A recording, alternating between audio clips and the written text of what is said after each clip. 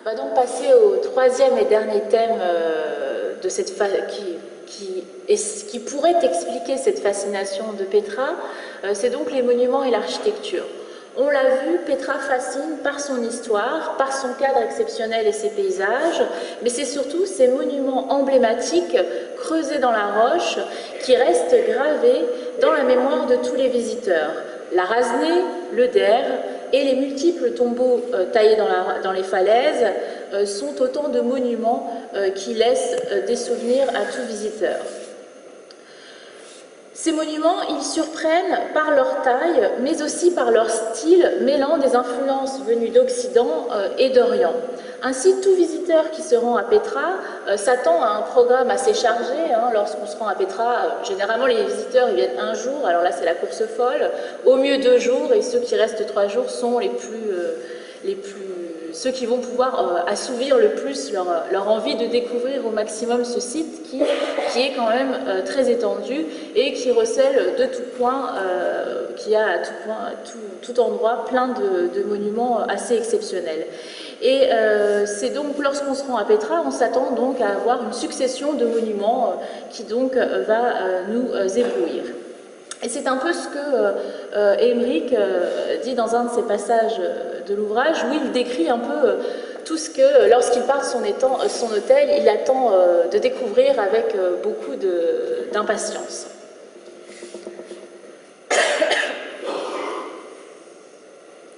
« 8 heures le matin. Il est temps, la nuit est derrière et l'envie désormais violente. Le repas, précis, est pris comme un rite. Les sacs sont prêts et le plan a déjà été détaillé. Il nous promet un trésor, un tombeau de la soie, un autre tombeau, Renaissance, ou la rue des façades, un monastère, un palais, 1, 2, 3 hauts lieux, un théâtre. Mais dans quel état ?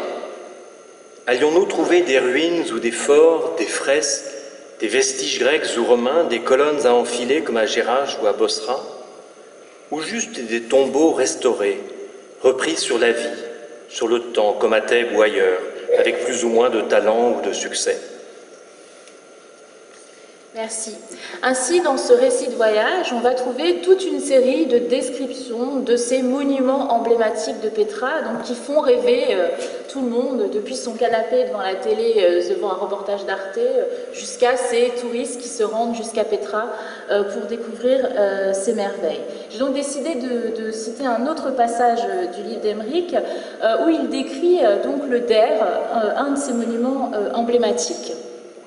Il est jaune, nimbé d'or et de soleil, de nuit, mordoré. De là où nous sommes, sa taille nous est encore inconnue. Mais l'ampleur du travail de l'homme est à nouveau telle que d'emblée, l'on est pris, séduit, conquis. Il y a la simplicité aussi, de celle qui n'affiche rien, qui ne décrit pas. Et Elder, planté si haut sur la montagne, est à lui seul un véritable défi à l'entendement. Une provocation aux lois mêmes de l'architecture. Les canons de l'époque réduits à néant. Un fronton brisé, une façade en 5 morceaux. Quelle ferveur a-t-il fallu encore ici pour produire une chose fantasque, étrange, aussi fantastique? Ainsi, on voit bien que Petra est aussi célèbre en raison de tous ces monuments emblématiques et de la spécificité de son architecture, d'une part puisque c'est une ville entre guillemets troglodyte, et aussi parce que justement ces monuments sont au carrefour de beaucoup d'influences, en particulier de celles entre Occident et Orient. Je vais donc maintenant passer la parole à François Villeneuve, qui va s'interroger donc sur la compréhension et l'interprétation du site de Petra et de ses monuments. Merci Amélie. Voilà un auteur, donc, dont nous entendons des citations régulières, un auteur qui s'intéresse de façon intime aux lieux archéologiques que son œuvre évoque. Et en cela, il est original. Petra, ici, n'est pas un simple prétexte. Nous sommes très loin, par exemple, d'un Albert Camus à Tipaza. Vous connaissez, beaucoup d'entre vous, ce texte célèbre qui est repris dans un recueil qui s'appelle « Noces », où la ville romaine ne sert qu'à évoquer une lumière, la Méditerranée, un arrière-pays. Le texte est superbe, mais Tipaza, en réalité, est absent. Ici, nous sommes bien dans Pétra, et seulement dans Pétra. Ce livre d'Éric de Monténard est rythmé par une apostrophe, c'est la photo suivante, dont l'énoncé exact varie un peu. Que venez-vous faire ici? Qu'êtes-vous venu chercher ici? Qu'est-ce qui vous appelle ici? C'est une question qui ne serait sûrement pas posée à Pompéi, disons, ou à Délos, mais peut-être bien, en y réfléchissant, au Mont-Beuvray, par exemple, à Bibracte, pour ceux d'entre vous qui connaissent cet endroit en Bourgogne. Là où la nature silencieuse, qui est vaguement rébarbative, l'emporte sur le bavardage des vestiges archéologiques, ou des guides d'ailleurs, la forêt à Bibracte et la roche à Pétra. Et cette question, nous l'avons tous évoquée, parce qu'elle nous a tous frappés, cette question récurrente, qu'est-ce que vous venez faire ici? Elle est mystérieuse, comme bien des choses dans ce livre et comme bien des choses à Pétra. Je me suis demandé pourquoi cette question, pourquoi cette apostrophe, et puis aussi qui pose cette question, dont les auteurs ne sont jamais identifiés. Un premier élément est d'une actualité assez triste, mais pas seulement. Pétra est sur la liste des sites patrimoniaux de l'UNESCO, certes, patrimoine mondial, mais est aussi sur la liste des sites que le groupe soi-disant califat islamique, qui détruit méthodiquement Palmyre en ce moment, aimerait bien détruire aussi, ont-ils fait savoir. Alors, derrière ça, il y a cette tension, ça n'arrivera pas, espérons, il y a cette tension qui existe entre des visiteurs étrangers, que nous sommes, européens, japonais, américains principalement, et un peuple jordanien, un peuple local, qui souvent connaît bien mal son patrimoine, voire ne le visite pas du tout. Je me suis demandé si les interlocuteurs invisibles qui jaillissent devant le poète Émeric visitant Pétra et qui l'apostrophe n'étaient pas, de façon un peu générale, parce que je ressens cette question comme un peu hostile. J'ai peut-être tort, mais elle revient souvent et on se heurte à des êtres vivants, pas vivants, on ne sait pas qui disent, enfin qui sont un peu inquisiteurs. Bon, je me suis demandé donc si c'est pas le peuple jordanien d'aujourd'hui, de façon un peu large, qui pose cette question. Lors d'une des nombreuses réunions de ces semaines-ci que nous avons sur le patrimoine en danger, une réunion tenue à la Maison de l'Archéologie de Nanterre, un professeur jordanien de passage, pas archéologue mais anthropologue de métier, nous a dit, après nous avoir laissé parler, gentiment, vous n'arriverez à rien si nous ne faisons pas ensemble un long travail de sensibilisation de la population de nos pays, Jordanie en l'occurrence, au patrimoine. Ce professeur a fait des enquêtes en Jordanie sur l'archéologie, sur la façon dont elle est perçue dans les villages. De ces enquêtes, il ressort, premièrement, quand il demande aux gens qu'est-ce que c'est que l'archéologie, qu'est-ce que c'est que ces sites patrimoniaux, il ressort premièrement que les gens qui fouillent sont des étrangers. Deuxièmement, que les gens qui visitent les sites archéologiques sont des étrangers. Et donc, troisièmement, que ces sites sont le patrimoine culturel des étrangers. Par exemple, comme ils disent, comme ce collègue jordanien disait qu'ils disent, les chrétiens. Alors, il a évidemment raison, ce collègue, et c'est important que nous ayons entendu ça, et ces villageois ont évidemment tort, bien que les prémices de leur raisonnement soient exactes. C'est-à-dire que c'est bel et bien surtout des archéologues étrangers qui fouillent, des archéologues botanistes comme Charlène, des spécialistes d'iconographie comme Pascal, des archéologues un peu à tout faire comme moi, et c'est bel et bien surtout des étrangers, d'ailleurs non arabes et non musulmans, qui visitent. Ce qui attire les archéologues, alors ils ont tort néanmoins, ce qui attire les archéologues et les visiteurs, en tout cas à Pétra, ce n'est pas de venir en terre connue. Une chose qu'on pourrait dire à la rigueur de, vous voyez ce que vous avez en photographie, ça ne ressemble pas à des choses connues. Hein.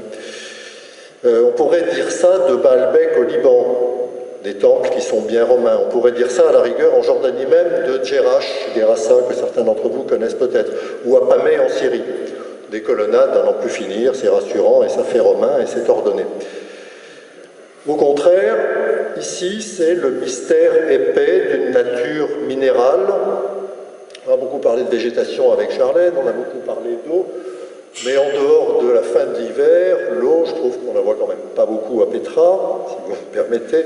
C'est vrai qu'elle est sous-jacente et qu'elle a été amenée par les Nabatéens et très, très méthodiquement. La végétation actuelle est tout de même réduite, donc on voit la roche de nature et minérale faillée, des terribles pentes, un abord répulsif pour une ville associée à des vestiges complètement déconcertants.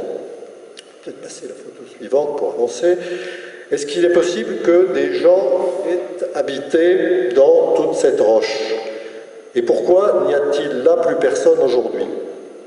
Alors des gens, oui, y ont habité jusque voici 30 ans à peu près, une tribu de bédouins pauvres, les Bdouls, qui étaient arrivés là. Ce n'est pas du tout une population ancestrale, ils étaient arrivés là seulement au début du 19e siècle.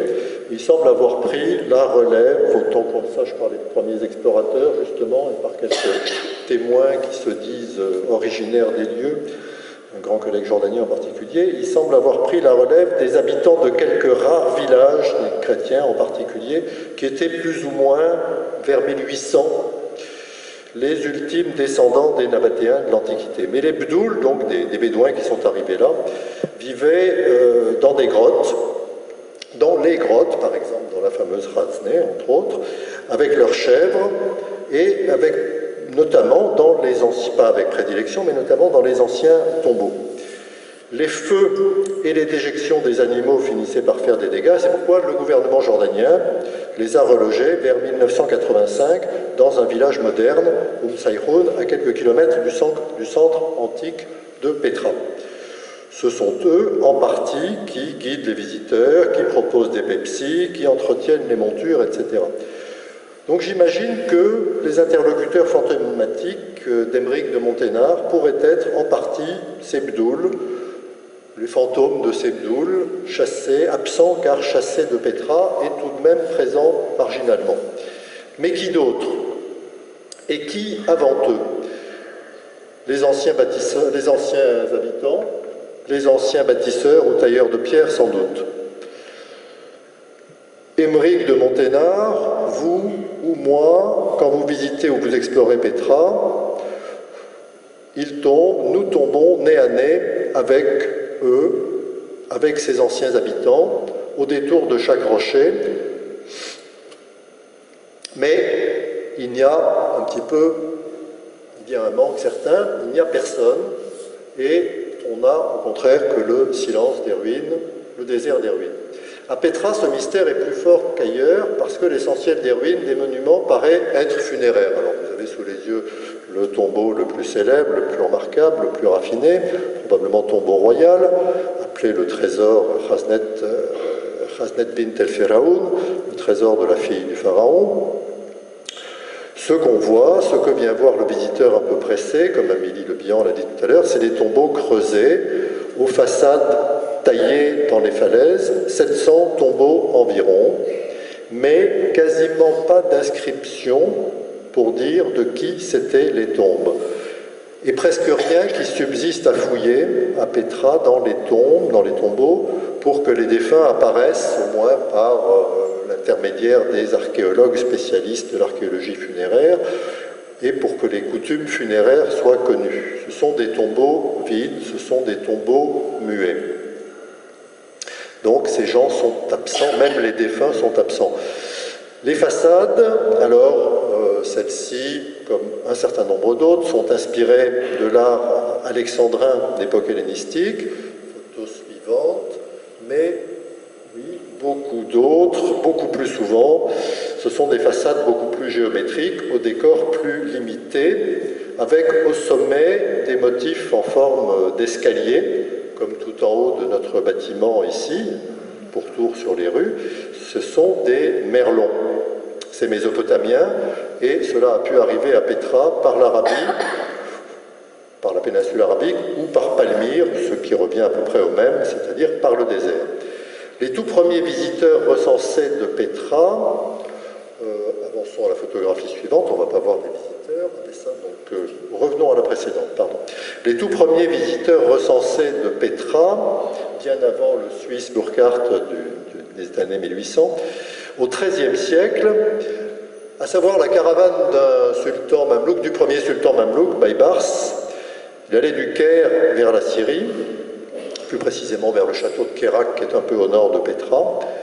Et en voyant ces tombeaux, ceci par exemple, ils ne comprennent pas, mais plutôt la Chasneh sans doute, ou le Der dont on a parlé, ne comprennent pas du tout ce que c'est. Ils ne comprennent absolument pas, ils ne peuvent pas comprendre que c'est des tombeaux. Et ils ont dit donc que c'était des maisons de luxe, des grottes somptueuses aménagées en palais. Mais alors c'est des maisons pour géants. C'est très ancien, donc ça doit être biblique. Donc c'est les maisons des Amalécites ou bien les maisons des fils d'Israël. Ils ont une culture biblique en bon musulman. Il reste quelque chose de cette naïveté dans notre approche de Pétra, à force de dévisager ces façades, de déambuler dans ce sikh ou dans d'autres wadis, d'entrer, alors la photo suivante, voilà, d'entrer dans ces tombeaux les uns après les autres. Nous en faisons plus ou moins nous en faisons de facto des sortes d'habitations d'êtres fantomatiques et non pas de véritables défunts. Alors l'erreur de Baybars était très compréhensible et elle l'est toujours. Ces façades de tombeaux dans les falaises, encore une façade de tombeau, la suivante. Non, là on va en arrière, pardon. Non, alors la précédente. Voilà, bon, n'importe.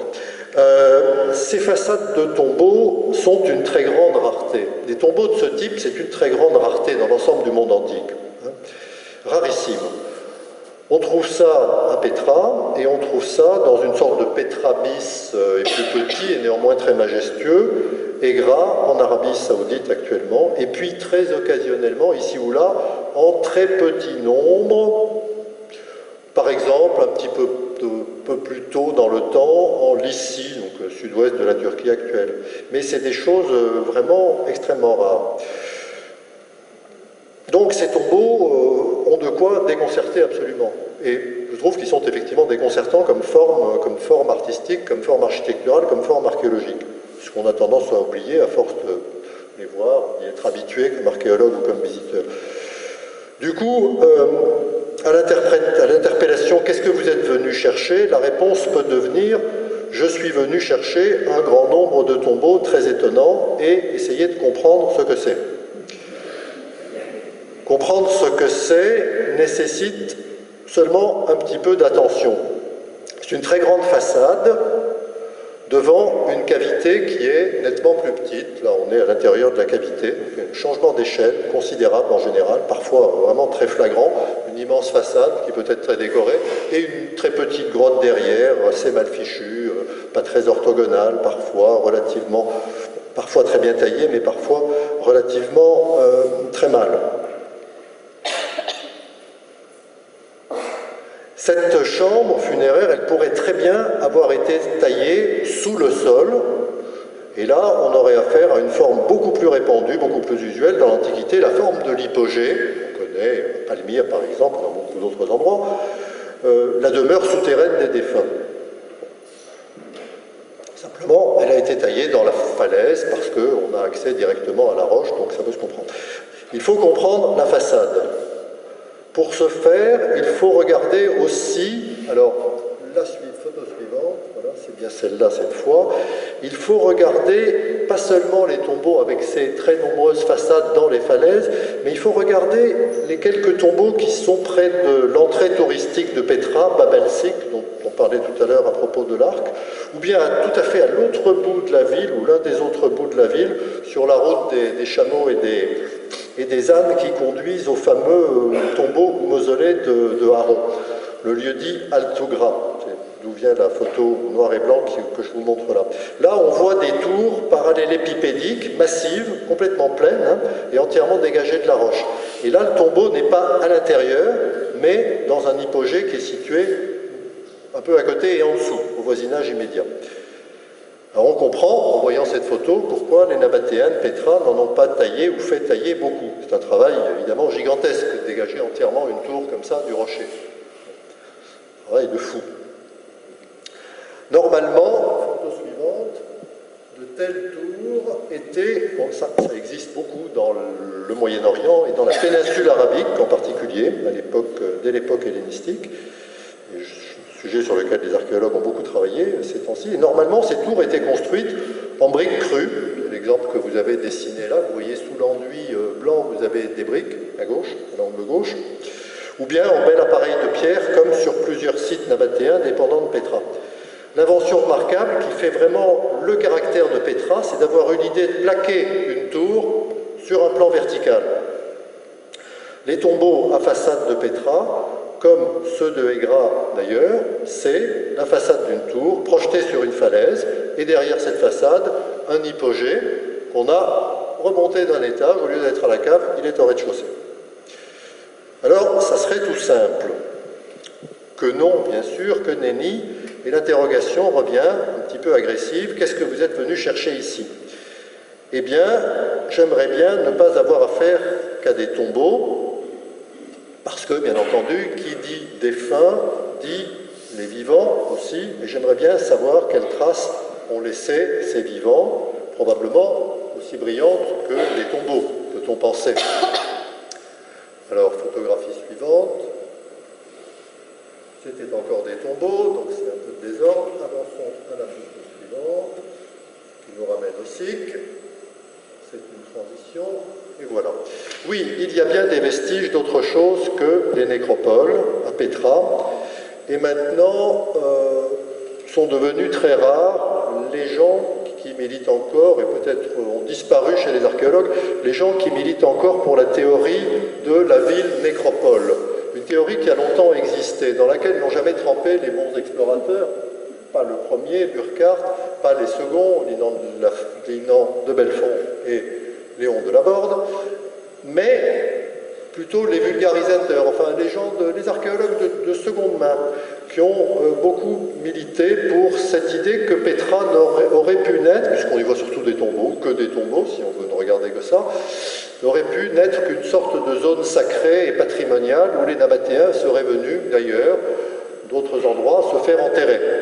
Et où il y aurait juste, pour faire bonne mesure, quelques sanctuaires et un théâtre rupestre, mais où personne n'aurait jamais vécu. Théorie fumeuse, c'est vrai, mais théorie qui avait pour elle la géographie du site, qui est une géographie tout de même quasiment invraisemblable pour une ville. Plus encore pour une capitale caravanière, avec des pentes épouvantables, avec de la roche partout, avec des circulations et des accès même extraordinairement difficiles. Et de fait, jusqu'à des fouilles urbaines qui ont vraiment démarré en grand et de façon concertée, un peu systématique, tardivement, la fin des années 1980, il y avait une réelle pénurie d'informations sur les habitations, les boutiques, la voirie même, les bains et plus encore les palais, qui restaient totalement non documentés. Donc cette théorie était bel et bien fumeuse. Mais elle était parfaitement compréhensible. En général, dans une ville antique, on voit les ruines des vivants et quasiment pas les nécropoles. Parce que les nécropoles sont à la périphérie, parce qu'elles sont négligeables parfois, ou assez moyennes d'intérêt. La nécropole de Pompéi, par exemple, pour reprendre un exemple de tout à l'heure, c'est pas inoubliable, hein, alors que la ville des vivants de Pompéi est inoubliable. Aussi parce qu'elles sont très souvent pillées et détruites pour récupérer les pierres, pillées parce que dans un partage ordinaire des tâches entre les archéologues et les archéologues, pour ne pas avoir d'ennui, laissent aux habitants le pillage des nécropoles. Donc tout le monde est content. En plus que les tombes, c'est difficile à fouiller. Mais ça a changé avec les progrès de l'archéologie funéraire. Ici, à Pétra, c'est l'inverse. Les nécropoles sont omniprésentes, jusque presque dans la ville, jusque au-dessus du théâtre. Hein. On les voit vraiment dans des zones assez centrales. On les voit de partout. Le choix du site pour des gens vivant en grand nombre, on a parlé de milliers d'habitants, et c'est sans doute réel, il paraît presque invraisemblable, presque impensable. Les pentes sont violentes, ce sont des pentes à n'en plus finir. C'est au mieux une cachette. Au bout de défilés étroits, on vient de revoir une photo du SIG, au bout d'ascensions terrifiantes depuis le niveau de la mer Morte. Il y a bien butte refuge, c'est peut-être la photo suivante, et non, mais on la verra tout à l'heure, on ne va pas s'accrocher aux diapositives. Il y a bien une butte refuge qui s'appelle El Biyara, dont Émeric parle dans son livre, mais c'est à peine si on arrive à y monter à pied, c'est une escalade effrayante. Quant aux caravanes, qui devaient bien desservir cette capitale du plus important royaume caravanier du Levant, on a bien de la peine encore à savoir par où elles passaient, et on n'a pas su identifier sérieusement un seul caravansérail à Pétra ou dans ses faubourgs. Et pourtant, voilà que 25 à 30 ans de travaux archéologiques intensifs nous ont un petit peu rassurés, nous les archéologues, sinon les visiteurs. Oui, il y a bien une ville avec une grande avenue et des monuments.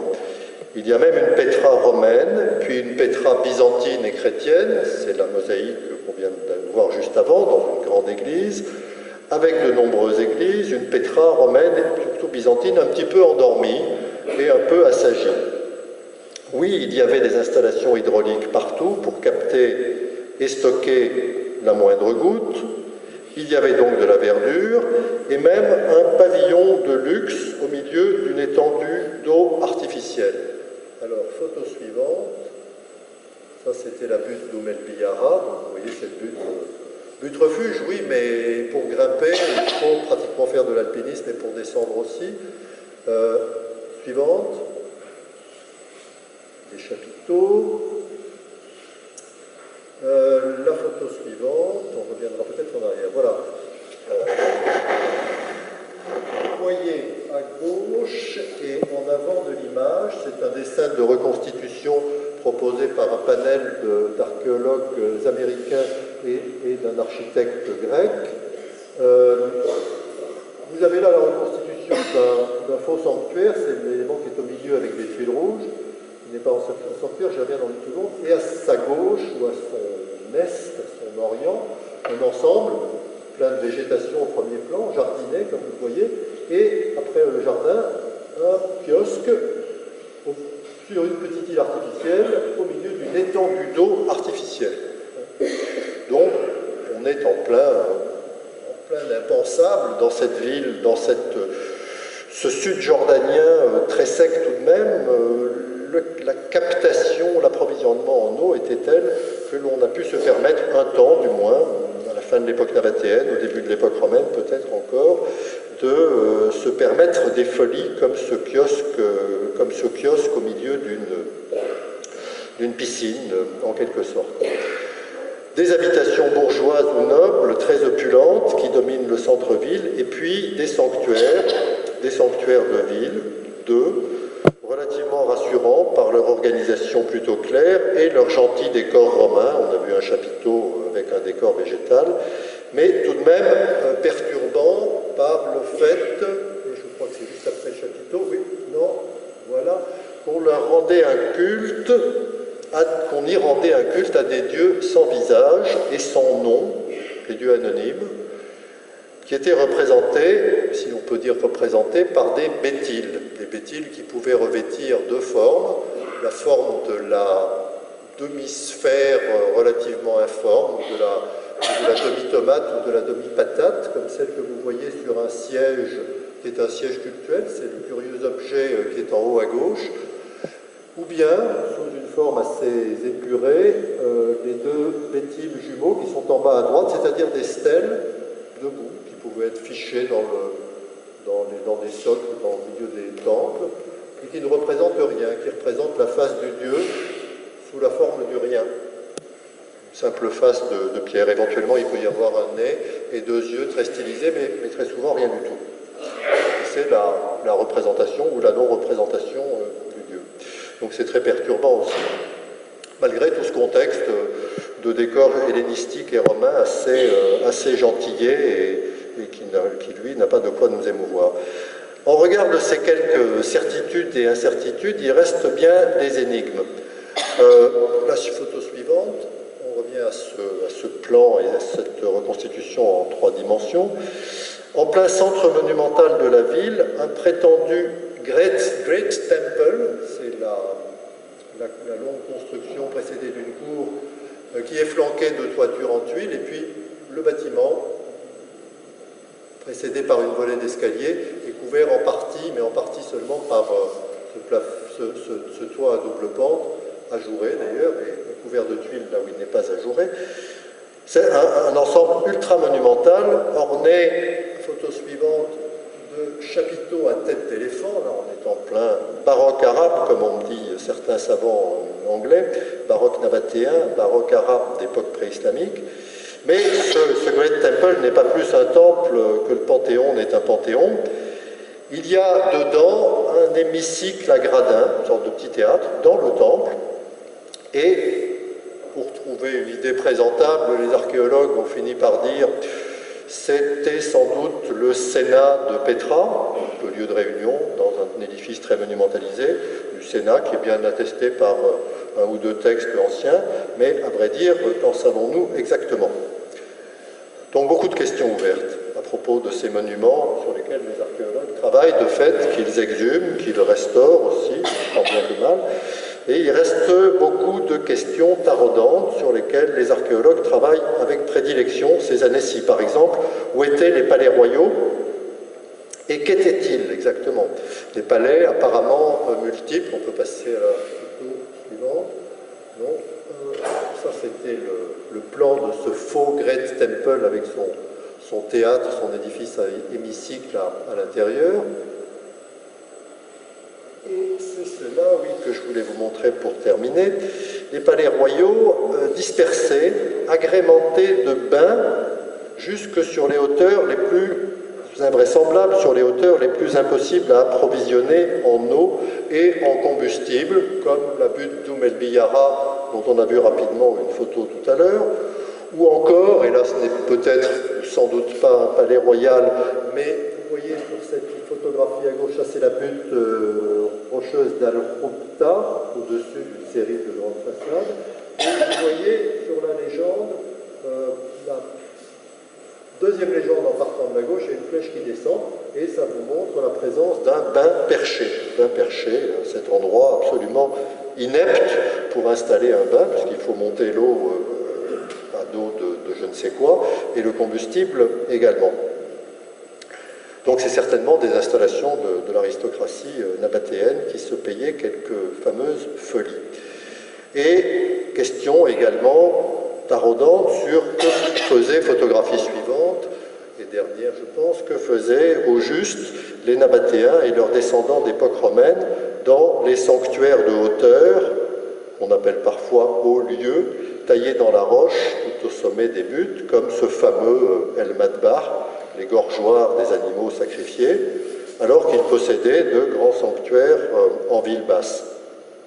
Donc était-ce pour s'égarer vers le ciel, pour reprendre le sous-titre du livre d'Aymeric de Monténard. Donc nous restons face à beaucoup de questions, mais nous pouvons peut-être maintenant les retourner à leurs auteurs anonymes, et j'aimerais bien, par vengeance contre tous ces dérangements, dire en réponse pourquoi, Jean de Pétra, avez-vous fait des choix et des combinaisons aussi étranges? Merci François.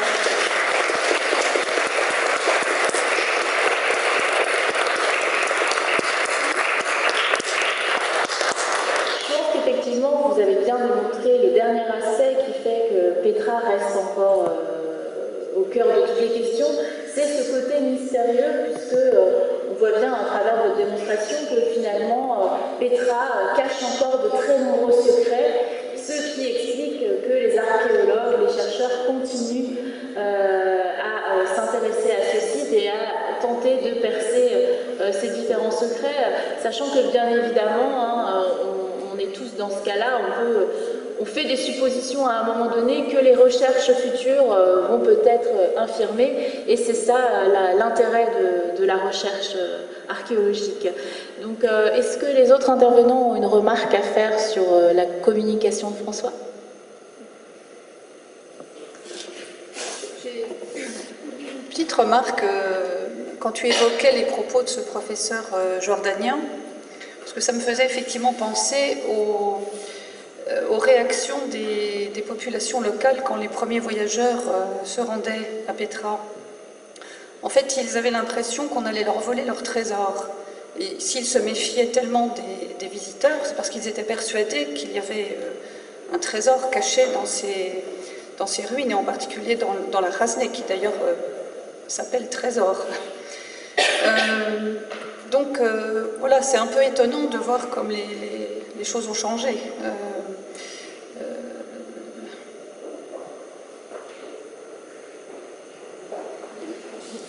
Du coup, j'en profite. C'est pas une question, c'est une constatation.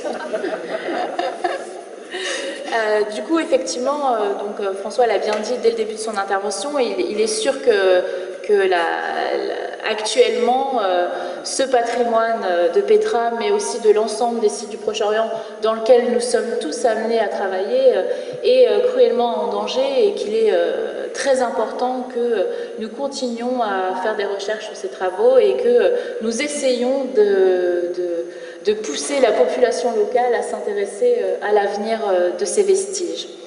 Donc afin de boucler en quelque sorte la boucle de cette rencontre, je vais proposer à Émeric de lire le dernier chapitre de son livre.